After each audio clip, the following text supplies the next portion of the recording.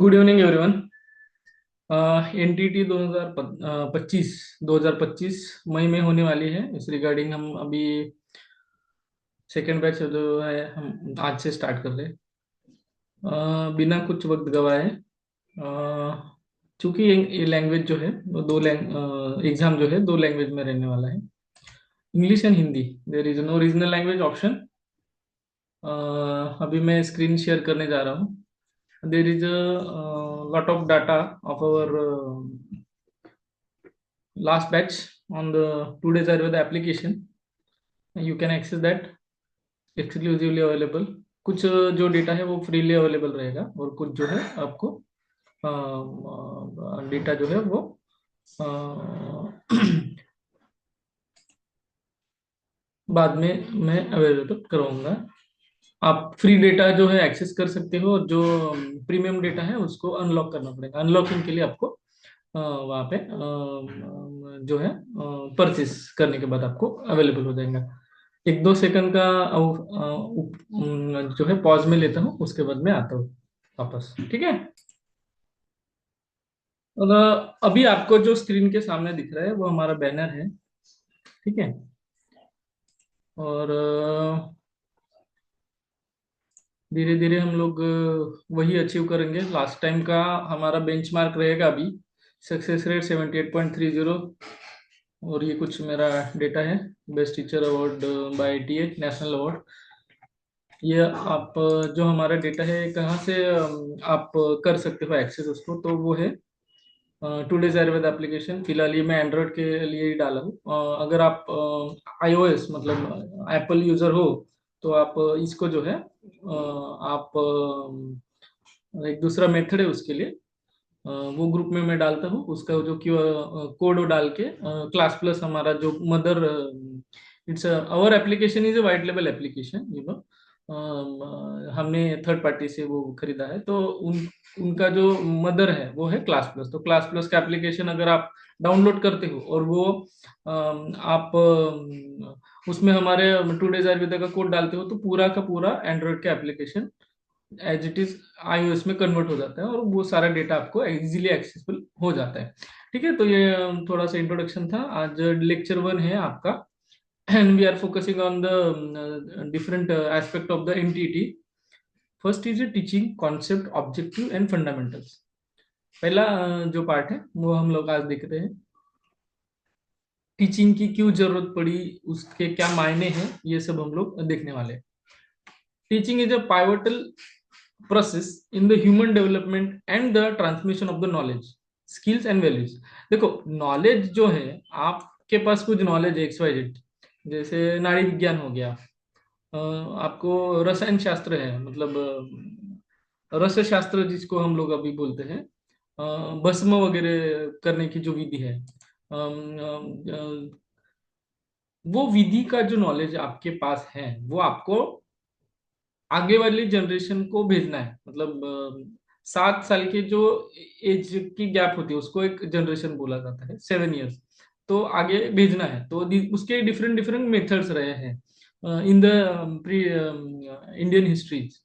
तो पहला जो मेथड है वो है श्लोक रिसाइटेशन। जैसे आप आरोग्य वर्धिनी करके कल्प है आयुर्वेद में। अभी ये कोर्स हमारा जो ऑनलाइन मेंटरशिप कोर्स है वो डिफरेंट डिफरेंट फैटर्निटी के लिए भी रहने वाला है। हमारा बेसिकली टू डेज आयुर्वेदा है तो आयुर्वेदा वाले भी रहेंगे, होम्योपैथी वाले रहेंगे, सिद्धा वाले रहेंगे और यूनानी वाले भी रहेंगे। तो डिफरेंट डिफरेंट जो प्रोसेस होती है, जैसे आयुर्वेद में होता है आरोग्य वर्धनी करके कल्प है। तो आरोग्य वर्धनी का नॉलेज जो है वो नागार्जुन जी ने बताया है। ठीक है। सबसे बेस्ट तो मैं नागार्जुन जी का जो पाठ है उसको लेता हूँ, क्योंकि उसका अनुपान जो है वो अगर आप अच्छी तरीके से पढ़ोगे तो गोदुग्ध बताया है, तो वो गोदुग्ध के साथ अगर अनुपान में लेते हैं आप प्रॉपरली, मतलब बैलेंस करते हो उसका रुक्षता आरोग्यवर्धनी का, तो ये हो गया नॉलेज। ये नॉलेज का प्रिसाइज फॉर्म में उन्होंने क्या करा है, आरोग्यवर्धनी का श्लोक ले लिया है। That shlok should be recited and pass on to the next generation. तो ऐसे कर करके वो फिर प्रिंटेड फॉर्म में in the form of manuscript वो अपने पास आ गया। तो नॉलेज का ट्रांसमिशन और ह्यूमन डेवलपमेंट, ये सब चीजें कहाँ पे आती हैं? ऐसे स्किल्स, स्किल्स जो है आपको डेवलप करनी है। योग्या करके एक सुश्रुत जी ने बताया है, आचार्य सुश्रुत जी हैं, उन्होंने बताया उनके स्किल्स। जैसे अभी होम्योपैथी में है, वो मदर टिंचर बनाते हैं, तो मदर टिंचर बनाना ये क्या हो गया? स्किल। तो वो होम्योपैथी के जो ग्रेजुएट्स हैं उनके टीचर से सीखते हैं और फिर बाद में उसको लार्ज स्केल पे बनाते हैं। वो डाइल्यूशन का जो वो देखते हैं, कुछ वैल्यूज है। जैसे अभी एम फिल, मैं अभी पीएचडी कर रहा हूँ, वैसे कुछ लोग एम फिल करते हैं, मास्टर इन फिलोसॉफी। तो फिलोसॉफी में करने वाले लोग कुछ वैल्यूज, सोशली जो वैल्यूज है वो डेवलप करते हैं। तो teaching is a pivotal process in the human development and the transmission of the knowledge, skills and values. इतना समझ में आ गया? It involves a systemic effect by a teacher to facilitate and the guide learning experience of the student. अभी teacher का क्या role होना चाहिए लर्निंग प्रोसेस में? उसको एक सिस्टमेटिक एफर्ट्स डालने चाहिए। आपने अष्टांग हृदय सूत्र स्थान पढ़ा है, तो अष्टांग हृदय के सूत्र स्थान में आपको ऐसा पता चलता है कि एक सूत्र, सिस्टमेटिक वे में उन्होंने ग्रंथों का परिचय दिया है पहले अध्याय में। उसके बाद उन्होंने दिनचर्या दी है, ऋतुचर्या दी है। तो देर इज जो ग्रंथकार है उन्होंने भी ग्रंथकार ही हमारे पहले टीचर होते हैं। तो उन्होंने क्या करा है, एक स्पेसिफिक वे में सिस्टमेटिकली नॉलेज हमें देने की कोशिश करी है।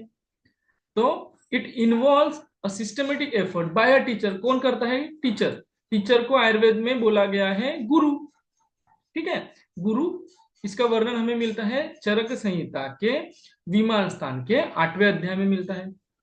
ठीक है, तो it involve systematic effort by a teacher to facilitate and guide the learning experience of students. Effective teaching goes beyond the mere delivery of the content. ठीक है, कि जो इफेक्टिव टीचिंग है, मैं बच्चों को कैसे पढ़ाता हूँ, फिजिक्स वाले जो अलग पांडे सर कैसे पढ़ाते हैं, कितना उनके दिमाग में जाता है, कितना एब्जॉर्ब होता है बच्चों को। आप आगे जाके टीचर बनने वाले हो, आप आगे जाके जो है डिफरेंट डिफरेंट फैटर्निटी के स्टूडेंट को पढ़ाने वाले हो। आयुर्वेदा के लोग आयुर्वेदा को पढ़ेंगे, होम्योपैथी के लिए होम्योपैथी को पढ़ाएंगे। तो ये जो टेक्निक है वो डेवलप करवाना ही टीचिंग के कॉन्सेप्ट में आता है। धीरे धीरे जैसे जैसे लेक्चर्स होते जाएंगे आपको ये सारी चीजें मैं कवर अप करूंगा। ये कॉन्सेप्ट्स आप समझ लो। ये कॉन्सेप्ट आपको समझ में आने के बाद जब पेपर टफेस्ट भी निकले, जिस तरह से लास्ट ईयर का पेपर निकला था, पोस्ट ग्रेजुएशन लेवल का पेपर निकला था, तो आपको जो है कॉन्सेप्ट अगर आपके क्लियर है तो आप उनमें से best of the best MCQ अच्छे से स्कोर कर पाएंगे और आपका रिजल्ट अच्छा लगेगा। I am not focusing completely from, अभी मैं आपको 5,000 जो अपने पास 5,000 एमसीक्यू की बैंक है वो प्रोवाइड करूँ। डे बाय डे वो अपनी बढ़ेगी भी, ऐसा नहीं है कि 5,000 ही रहेगी। Different different type of question रहते, जैसे मैच द पेयर हो गया, असर्शन रीजनिंग हो गया, फिल इन द ब्लैंक्स हो गया, ट्रू और फॉल्स हो गया, और भी सिचुएशन बेस्ड क्वेश्चन जिसको पीबीएल बोला जाता है, प्रॉब्लम बेस्ड लर्निंग, वो भी हम लोग इसमें ऐड करने वाले इस साल। क्योंकि मेरी कोशिश ऐसी रहेगी कि एनटीटी के लिए स्टूडेंट्स का ऐसा कोई भी जो 8 टॉपिक उन्होंने दिए हैं उसमें से ऐसा कोई भी टॉपिक ना रहे कि उसमें आपको खुद को वो कॉन्सेप्ट बेस पे जाके उसका आंसर ना आए। ठीक है, तो इफेक्टिव इसलिए हम क्या कर रहे हैं, डिफरेंट डिफरेंट जो टॉपिक्स है वो आप कॉन्सेप्ट आपके क्लियर हो जाए। आप वो वीडियो बार बार देखिए। वीडियो देखने के बाद क्या पता चलेगा आपको कि मैंने जो पढ़ाया है आपको वो आपके कॉन्सेप्ट क्लियर करने के लिए ही है। इसलिए मैं क्या कर रहा हूँ, पढ़ रहा हूँ इंग्लिश में और एक्सप्लेन हिंदी में कर रहा हूँ। ठीक है, आपको कुछ भी क्वेश्चन रहे आप मुझे डायरेक्टली पूछ सकते हैं, अदर या ग्रुप में जब मैं चैटिंग अलाउ करूंगा तब डाल सकते हैं। ठीक है, effective teaching goes the beyond the मियर the delivery of content. मेरे पास एक चीज है वो मैंने आपको दे दी, यही नहीं होता है, आप उनको कैसे समझाते हो। It encompasses an understanding of the learners need. अभी फर्स्ट ईयर के बच्चे आ गए आपके पास, आपको पता है दोष धातु मलम उदलम ही शरीरम, या मटेरिया मीडिया का कुछ होम्योपैथी में होगा एक्स वाई जेड, जो भी बेसिक सी चीजें वो आपको पता है, आपको इजी लगता है। वही बच्चे 12वीं में फिजिक्स केमिस्ट्री मैथ्स बायोलॉजी पढ़ के आए हैं, उनको थोड़ी ना ये सब चीजें पता है, तो उनकी अंडरस्टैंडिंग लेवल पे जाके आपको वो नॉलेज जो है वो पहुंचाना है। The environment and the method employed to foster the holistic development, उनमें वो लर्निंग की इच्छा होनी चाहिए, क्योंकि ज्ञान तो बुक्स में भी है, आप बुक्स भी पढ़ वो बुक्स भी पढ़ सकते हैं ज्ञान के लिए, मगर आप एज अ टीचर उनमें क्या करते हो, उस ज्ञान की रुचि बढ़ाते हो। ठीक है, concept of teaching, teaching can be understood as a deliberate structured interaction aimed at facilitating learning, learning की प्रोसेस जो है वो आप फैसिलिटेट करते हो। अभी जैसे बहुत सारे कॉलेजेस में एमसीक्यू की एग्जाम ऑनलाइन ली जाती है, क्विज करके एक रहता है, जैसे आपकी मॉक टेस्ट रहती है वैसे क्विज करके एक एप्लीकेशन है, उसमें आप उनके साथ एक गेम लाइक स्ट्रक्चर बनाते हो, पजल लाइक स्ट्रक्चर बनाते हो, और वो कॉन्सेप्ट उनको अच्छे से आता है। आपने 3 इडियट्स में देखा होगा कि वो कल आमिर खान जो है वो तारे जमीन पे में ड्राइंग कंपटीशन करता है, तो ड्राइंग के डिफरेंट डिफरेंट एस्पेक्ट वो बच्चों के जो है स्ट्रांग होते जाते हैं। Guidance and facilitation, teachers help the learners, learners मतलब students, navigate the complex concept and the develop a new skills, उनको डिफरेंट कॉन्सेप्ट जैसे आवृत्तवात आयुर्वेद में है, या डाइल्यूशन होम्योपैथ में है, या सिद्धा में वैक्स लाइक स्ट्रक्चर से मेडिसिन बनाना है, तो ये सब चीजें क्या होगी, कॉम्प्लेक्स होगी, तो उनको आप फर्स्ट ईयर में ही पढ़ाओगे क्या, नहीं, उनको पहले बेसिक वात पित्त कफ, बेसिक प्रिंसिपल्स ऑफ होम्योपैथ की हिस्ट्री, ये सब पढ़ाओगे, उसके बाद उनको कॉम्प्लेक्स स्ट्रक्चर पढ़ाओगे, जैसे चिकित्सा करना हो गया, आवृत्तवात हो गया, तो ये सारे जो कॉन्सेप्ट है आप उनको पढ़ाओगे। एंड डेवलप न्यू स्किल्स, आपको उनमें जैसे वो फिजिक्स केमिस्ट्री मैथ पढ़ के आए हैं, अभी हम होम्योपैथ में गए, उनमें आपको आपके हिसाब से डाइल्यूशन की मात्रा, मदर टिंचर कैसे बनाना जाता है, ये सब चीजें आप उनको गाइड कर सकती हो, और उनमें नया स्किल डेवलप कर सकते हो। जैसे आयुर्वेद में अभी मैं क्रिया शरीर में पढ़ाता हूँ, तो मैं जो बच्चे आए हैं उनमें क्या सोचूंगा कि उनमें नाड़ी परीक्षा जो है, वो नाड़ी परीक्षा का जो है स्किल उनमें डेवलप होना चाहिए। Engagement, engagement is a most important thing in the teaching, आप क्लास में पढ़ा रहे हो और बच्चे उधर सो रहे हैं, that should not be done. इसलिए क्या करना होता है, a meaningful exchange between the teachers and learner enabling the acquisition of the knowledge skills and attitudes, उन बच्चों में एंगेजमेंट आना चाहिए, सर क्या पढ़ा रहे, मैडम क्या पढ़ा रही है, ये सारी चीजें जो है वो उनके उनका जो मन है वहीं पे रहना चाहिए, क्योंकि आयुर्वेद में बताया गया कि ज्ञान जो है आत्मा का होता है, आत्मा मन से, मन की उसमें मीडियम होता है, और इंद्रिय, इंद्रिय के बाद अर्थ, आत्मा मन इंद्रिय अर्थ, ऐसा उनका सन्निकर्ष होने के बाद ज्ञान की प्राप्ति होती है। तो ये होने के लिए एंगेजमेंट कंपलसरी है। आप भले ही बच्चों को 10 चीजें ही पढ़ाओ, 100 चीजें मत पढ़ाओ, 10 चीजें पढ़ाओ, मगर अच्छी से ऐसी पढ़ाओ कि उनके अंदर ये पेनिट्रेट होनी चाहिए, इसीलिए एंगेजमेंट अच्छी होनी जरूरी है। उसके बाद transformation, teaching influences cognitive, social, emotional and the moral development, उनमें ये cognitive, social, emotional and the moral development, इनमें ट्रांसफॉर्मेशन होना चाहिए, उनका ये एस्पेक्ट डेवलप होना चाहिए। अभी एक बच्चा है, आपने लैपटॉप पे आपने इस पे लेक्चर देख रहा है, तो उसमें सोशल एस्पेक्ट डेवलप होगा क्या, इमोशनल एस्पेक्ट डेवलप होगा क्या, मॉरल डेवलपमेंट होगी क्या, नहीं होगी, वो इंटरेक्ट करने के बाद ही डेवलप होती है। तो की कंपोनेंट्स ऑफ द टीचिंग में आते हैं, content delivery, the subject matter being taught which includes facts, concept, skill and values, तो आपको कंटेंट डिलीवरी में कुछ जैसे डिफरेंट फैक्ट्स है, बोन्स कितने बॉडी में, पेशी कितने बॉडी में, मसल्स कितने हैं, लिगामेंट्स कितने हैं, लॉन्गेस्ट बोन, लॉन्गेस्ट, ऐसी ये फैक्चुअल कंटेंट की आपको डिलीवरी देनी है। वैल्यूज में भी ऐसे, स्किल्स में भी ऐसे। Pedagogical approach, the strategy and the technique employed to engage the learners effectivity, pedagogy मतलब spoon feeding, andragogy and the pedagogy, there are the two different concept in the teaching language.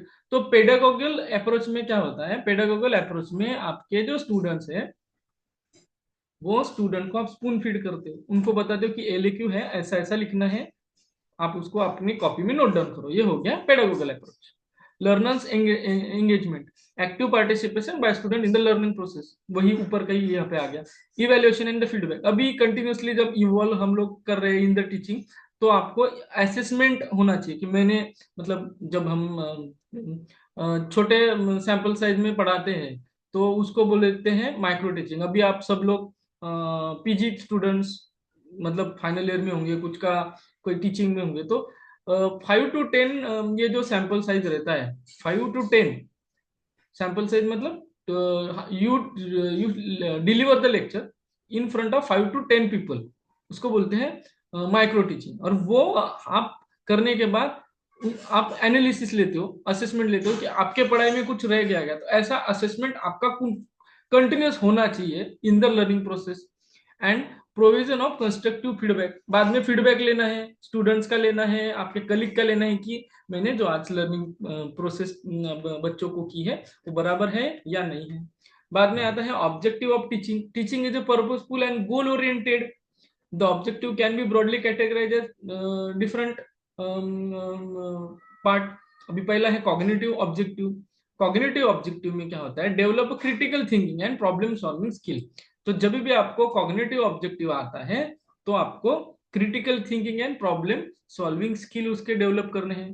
Further understanding of the concept of theories, अभी जैसे श्लोक recite करना है मतलब वो रट्टा मारेगा, और अगर आपको उसमें वात से क्या होता है प्रैक्टिकल लाइफ में, तो आपको वात हो गया या कुछ होम्योपैथी का कॉन्सेप्ट हो गया, प्रैक्टिकल लाइफ में अप्लाइड एस्पेक्ट आपको पढ़ाने हैं, तो वो होते हैं कॉग्निटिव ऑब्जेक्टिव के अंडर वो आते हैं। And promote the relation and the application of the knowledge. Applied knowledge, applied anatomy हम लोग देखते हैं, फिजियोथेरेपी में कौन सी वो मसल लिगामेंट टियर हो गई है या ऐसा, वो जो बोलते हैं वो नॉलेज का आपका एप्लीकेशन ही वहां पे काम में आता है। दूसरा है अफेक्टिव ऑब्जेक्टिव, पहला था cognitive objective, second is affective objective, shape values attitude and belief. Affective objective क्या करता है, वैल्यूज उनमें बढ़ाता है, एटीट्यूड्स अच्छे बनाता है, बिलीफ करता है। उसके बाद है engage emotional growth and empathy, instill ethic and moral principle. तो ये अफेक्टिव ऑब्जेक्टिव में ये सारी चीजें आती है। फिर है साइकोमोटर ऑब्जेक्टिव।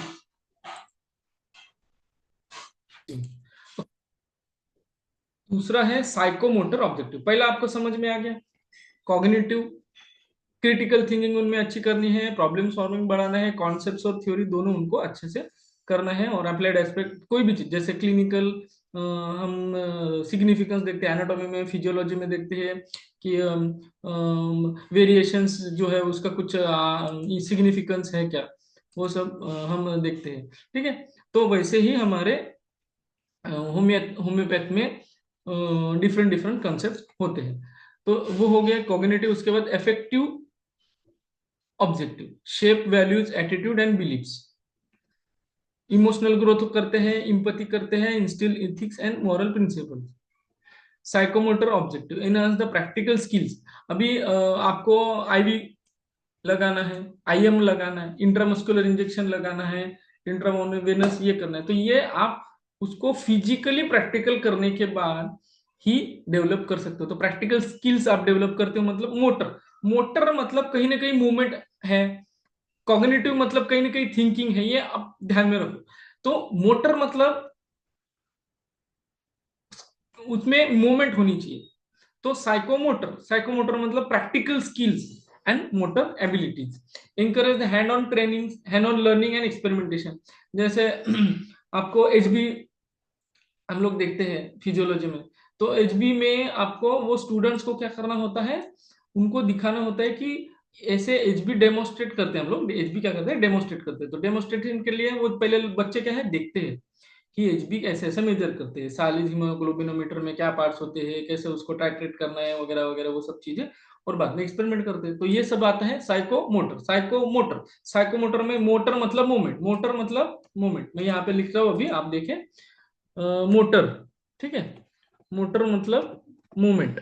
तो ये एक थोड़ा सा ट्रिक भी बोल सकते हैं याद रखने के लिए, क्योंकि जब सब सिलेबस हो जाएगा तो आपको याद नहीं रहेगा कि मैंने क्या पढ़ा है। तो मोटर मतलब मूवमेंट, मूवमेंट किसकी होती है, प्रैक्टिकल्स में ही मूवमेंट होती है। तो हैंड्स ऑन ट्रेनिंग, आईवी हो गया, आईएम हो गया, उसके बाद आपके एक्सपेरिमेंट हो रहे different different. Develop proficiency in the real world application. Real world में जो चीजें करनी है, जैसे अभी आप आईसीयू में काम करते हो, सर्जन होंगे बहुत सारे हमारे अभी से इतने लोग हैं ग्रुप में, तो सर्जन लोग क्या करते हैं रियल वर्ल्ड में वो सब चीजें अप्लाई करते हैं नॉलेज की। उसके बाद है सोशियो कल्चरल ऑब्जेक्टिव। तो चार ऑब्जेक्टिव, पहला है कॉग्निटिव, दूसरा है अफेक्टिव, तीसरा है साइकोमोटर, चौथा है socio cultural objective. Foster social awareness and responsibility. As a doctor आपकी कुछ रिस्पॉन्सिबिलिटी है, एज अ टीचर आपकी कुछ रिस्पॉन्सिबिलिटी है, एज अ स्टूडेंट कुछ रिस्पॉन्सिबिलिटी, तो उसका अवेयरनेस होना चाहिए। Promote collaboration, team work and communication. अभी जैसे एक ऑपरेशन करना है, मान लो ऑपरेशन के लिए सर्जरी परफॉर्म करनी है, तो उसके लिए एनेस्थेसिया की जरूरत है, जो भी सर्जन है उसकी जरूरत है, ओटी अटेंडेंट की जरूरत है। That means you should have the team work, और बीच में कम्युनिकेशन भी चाहिए। सर्जन बताएगा एनेस्थेसिया को भी इतना वो उसका ये आया है, फिजिकल फिटनेस आया है, आप उसको चालू कर दो। रोकना है, फिजिकल फिटनेस नहीं है, ऑपरेशन तुरंत रोक दो। एनबीएम पेशेंट नहीं है, तुरंत रोक दो। So that there should be the communication between the colleagues. build cultural competence and respect for diversity, and respect for diversity. Cultural competence, अभी जैसा आयुर्वेद में है, आयुर्वेद हमारा कल्चरल हेरिटेज है, ट्रेडिशनल इंडियन मेडिसिन है, तो उसका एक कल्चरल कॉम्पिटेंस है आप में आना चाहिए। कॉम्पिटेंस में देखो, एक एक होता है बेस्ट, मैं ये चीज बेस्ट कर सकता हूँ, I can give my best, और I can do with precision. तो वो प्रिसीजन मतलब कैसा है कि उसमें गलती की गुंजाइश भी नहीं है, और ये बेस्ट ऑफ द बेस्ट है, उसको बोलते हैं कॉम्पिटेंस। तो कल्चरल कॉम्पिटेंस बढ़ाने के लिए सोशल कल्चरल ऑब्जेक्टिव है टीचिंग का।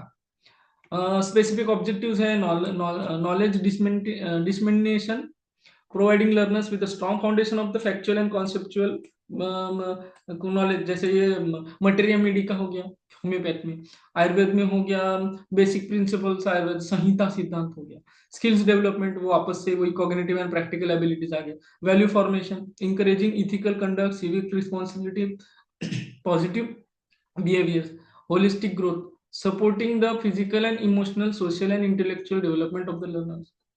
होलिस्टिक एक अप्रोच होना चाहिए ना आपका टीचिंग में। सेकंड टॉपिक आ जाता है level of teaching. Teaching is implemented as a various cognitive levels. Thinking, critical thinking वगैरह जो होती है वो कॉग्निटिव लेवल पे आ जाती है। Each design to address the specific learning outcome. इसको एपीओ और सीओ, पीओ मतलब course course program outcome, CO मतलब कोर्स आउटकम, ये भी आपको बनाने होते हैं जब आप टीचिंग में आते हो तो। ठीक है, अभी हमारा पहला पॉइंट आता है लेवल ऑफ टीचिंग में। अभी लेवल ऑफ टीचिंग में कितने लेवल है? पहली है मेमोरी लेवल ऑफ टीचिंग, दूसरी है understanding of level of teaching, तीसरी है रिफ्लेक्टिव लेवल ऑफ टीचिंग। कितने लेवल है? तीन। पहली है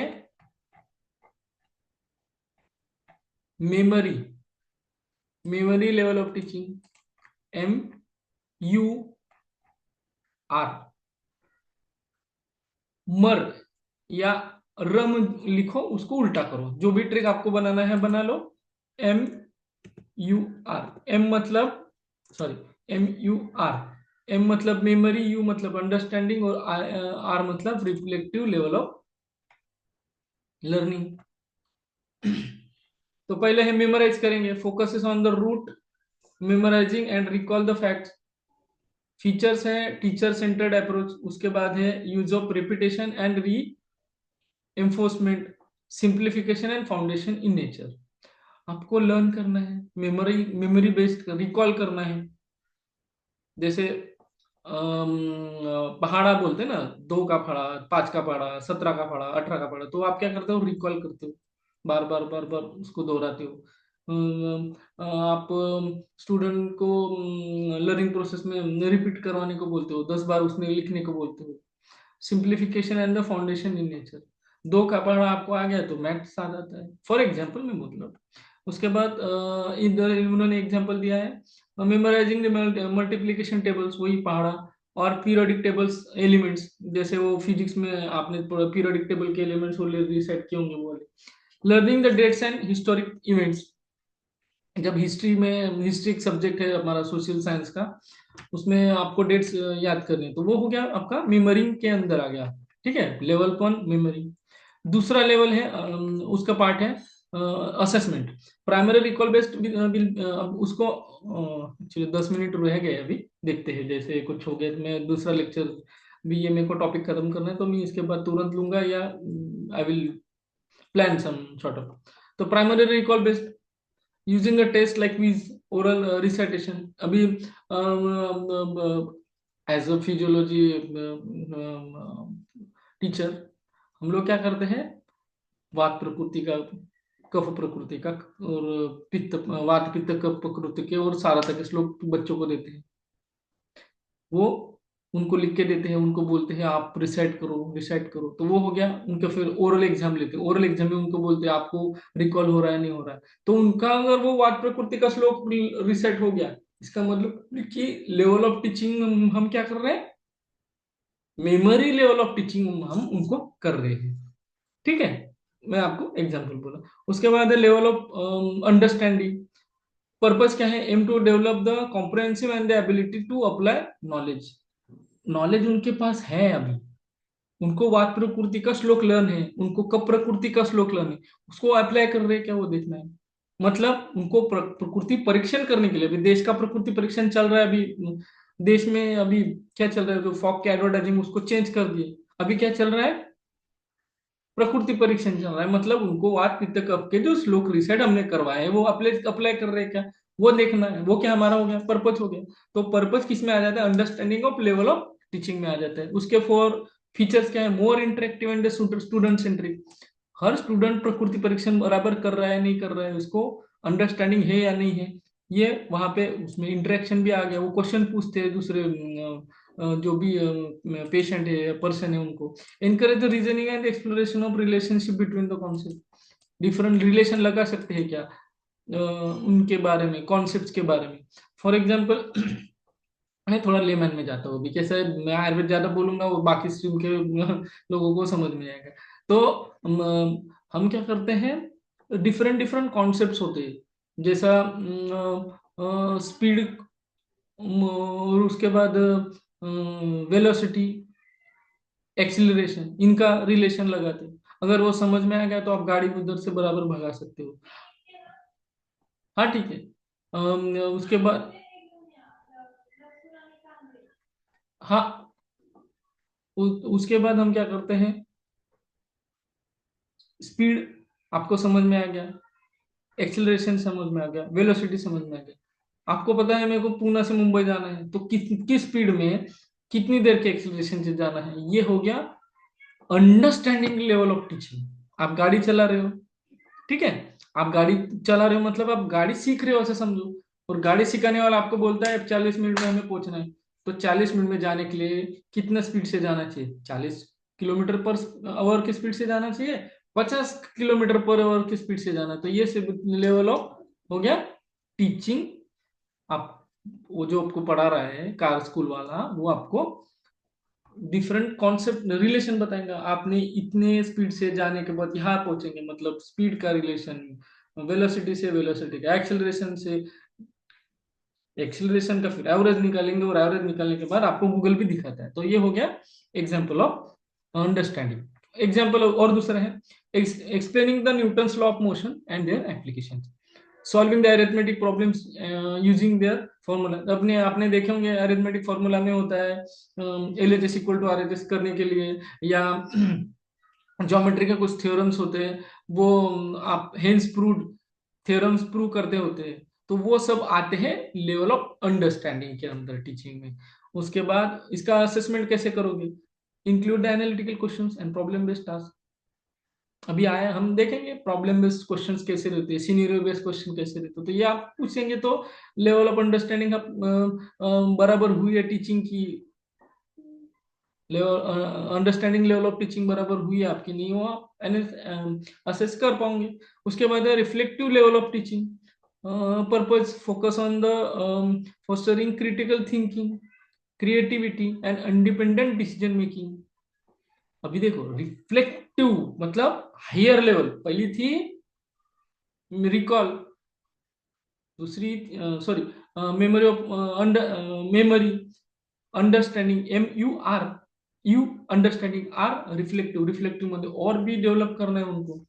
focusing on the fostering critical thinking, creativity, independent decision making, features highly learner centered, compulsory focus करना है वो स्टूडेंट पे आपको। Promotes inquiry, analysis, synthesis, information, उसकी इंक्वायरी कुछ भी आती है आपको उसका प्रमोट करना है, एनालिसिस करना है उसके जो भी डे टू डे वो स्टूडेंट की एक्टिविटी पे है। Synthesis of information, emphasise experimental and problem based learning. Example से deliberate environmental policies and their impact, developing a research project on social issues. Research project करने में तो आपको सारी चीजें देखना है, हाइपोथेसिस देखना है, नल हाइपोथेसिस देखना है, उसका सोशल कॉज देखना है, सोशल के लिए काम में आता है या नहीं आता है वो सब देखना है। मैं एग्जांपल लेता हूँ, आप कार सीख रहे हो पहला लेवल हो गया आपको गियर देखने हैं, न्यूट्रल, 1 2 3 4, रिवर्स, आपने देख लिया, रिकॉलिंग हो गया आपको। सेकंड स्टेप है आपको अंडरस्टैंड करना है स्टेयरिंग कहाँ से घुमाना है। आप स्टेयरिंग घुमा रहे हो left to right, right to left, धीरे धीरे धीरे धीरे जा रहे हो। आप कैलकुलेट करें स्पीड, इतनी स्पीड से मुझे यहाँ जाना है, वो हो गया आपका एक प्रॉब्लम, उसको आपने सॉल्व कर दिया। तीसरा है आपको जाना है ढलान पे, ढलान पे जाने की टेस्ट रहती है, तो उस अंदर कितना ब्रेक डाल दबाना है, कितना छोड़ना है, कितना एक्सीलेटर करना है, कितना क्लच लगाना है, ये सारी चीजें जो है वो किस में आ जाती है, थर्ड लेवल में, उसको बोलते हैं रिफ्लेक्टिव लेवल ऑफ टीचिंग। इसका इवेल्युएशन कैसे करेंगे, reasoning, creativity and ability to connect the concept with real world problem. अभी ढलान पे जाने की जो टेस्ट है या एट बनाने की जो टेस्ट होती है लर्निंग में, वो सब किस में आती है, रिफ्लेक्टिव। आपको गियर कौन से है वो भी याद आना चाहिए, आपका अंडरस्टैंडिंग बराबर होना चाहिए कि मैं स्टीयरिंग लेफ्ट से पकड़ू, राइट से पकड़ू, लेफ्ट साइड में घुमाऊं, राइट साइड में घुमाऊं। और फाइनली आप जब आते हो ढलान पे आने के बाद कितने स्पीड से आपको ब्रेक वहां पे प्रेस करना है, कब क्लच दबाना है, कब छोड़ना है, ये सब आपको आपकी जो टीचिंग हुई है वो रिफ्लेक्ट करता है वहां पे, इसलिए उसको रिफ्लेक्टिव लेवल ऑफ टीचिंग करते हैं। अभी कैरेक्टरिस्टिक ऑफ इफेक्टिव लर्निंग, पहला है, मैं अभी ज्यादा मिनट नहीं बचे हैं, मेरे ख्याल से अभी बचे हैं 2 मिनट, 2 मिनट बचे, तो ये थोड़ा सा एक ओवरव्यू करवा दो, ये हम नेक्स्ट लेक्चर में देखें। Characteristic of effective teaching, an effective teaching process incorporates with the following characteristic. पहला है एडेप्टेबिलिटी, दूसरा है इंटरेक्टिव नेचर, तीसरा है टारगेट ओरिएंटेड, चौथा है स्ट्रक्चर्ड एंड सिस्टमेटिक। ठीक है, उसके बाद क्रिएटिविटी भी होनी चाहिए, इनोवेशन होनी चाहिए, इंक्लूसिविटी भी होनी चाहिए, फीडबैक ओरिएंटेड होना चाहिए, यूज ऑफ टेक्नोलॉजी होनी चाहिए, इससे आपकी टीचिंग इंप्रूव होगी। आगे हम लोग देखेंगे, मैं थोड़ा सा एक आपको फ्यूचर दिखाने की कोशिश करता हूँ कि आगे हम लोग क्या देखेंगे। The basic requirement of effective teaching, masters of the subject matter, proficiency in the teaching skill, different different understanding level कैसी हो रही है, ये हम देखेंगे। लेसन प्लान कैसे बनाया जाता है वो सब देखेंगे। और अभी समय की सीमा के रहते हैं हम लोग अभी ये लेक्चर यहीं पे एंड कर रहे हैं। मिलते हैं बहुत ही जल्द। Signing off, your host doctor Hiteshwar Lonare. कोई भी एनटीटी रिगार्डिंग आपको क्वेश्चन रहे, हम मेरे को आप पूछ सकते हो। और अ, और हमारी जो बैच है वो अभी चालू हो रही है, और ये बैच ऐसे ही कंटिन्यू रहेगी। आपको ढेर सारी शुभकामनाएं कि आप टीचिंग में आने वाले हो और टीचिंग के इसमें आप करियर करने वाले हो। और welcome in the academics of Ayush. Mostly Ayush के लिए एग्जाम है ना, तो आप अच्छे तरीके से कोशिश करो। और हम तो आपके लिए ये आपके जो क्वेरीज है वो सॉल्व करेंगे। कॉन्सेप्ट पे फोकस करो फिलहाल। कॉन्सेप्ट आ गया तो आप आराम से जो भी डिफरेंट हार्ड क्वेश्चन है वो सॉल्व कर पाओगे और एग्जाम क्रैक कर पाओगे। Thank you very much. Signing off your host doctor Hiteshwar Lonare. Thank you.